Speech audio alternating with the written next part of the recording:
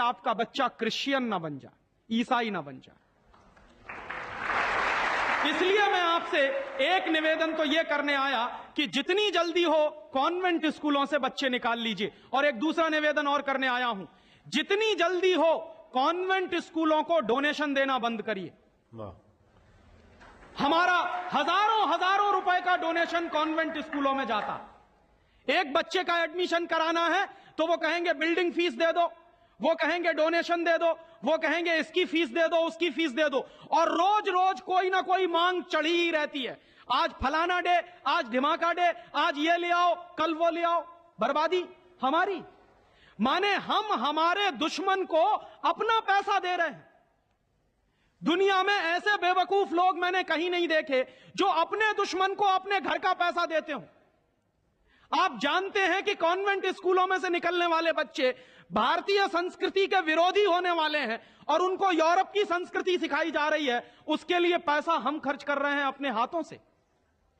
तो भगवान के लिए, भारतीय संस्कृति को बचाने के लिए अपने बच्चों को कॉन्वेंट में से बाहर निकालिए, और अपने बच्चों के नाम पर ये उनको जो डोनेशन दे रहे हैं आप कॉन्वेंट स्कूलों को, वो बंद करिए।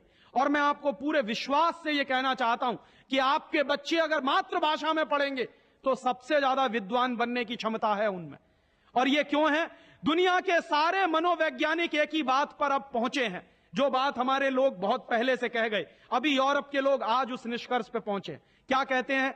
बच्चा अगर मातृभाषा में पढ़ता है तो उसको जो सुविधाएं मिलती हैं, जो फायदा होता है, वो दूसरी भाषा में नहीं मिलती। जैसे उदाहरण के लिए मैं आपको बताऊं और आप इसको प्रयोग के रूप में करिए।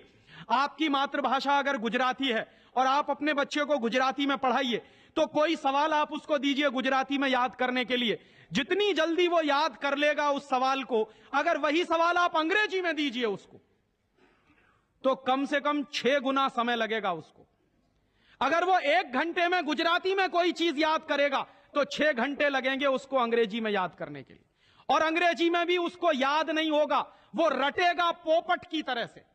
जैसे पोपट होता है ना, रट लेता है, वैसे ही रटेगा। और रटने के बाद क्या करेगा? इम्तिहान में लिख कर आएगा। इम्तिहान में लिख कर आया, उसके 2 दिन बाद पूछिए कि तुमने परसों क्या लिखा है, उसको कुछ याद नहीं।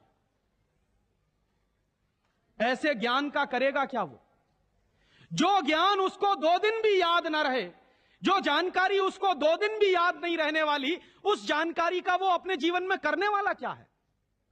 और इसके दूसरी तरफ आप ये करके देख लीजिए, छोटी छोटी कहानी, छोटे छोटे किस्से, छोटी छोटी कथाओं के माध्यम से, मातृभाषा के माध्यम से आप उसको कोई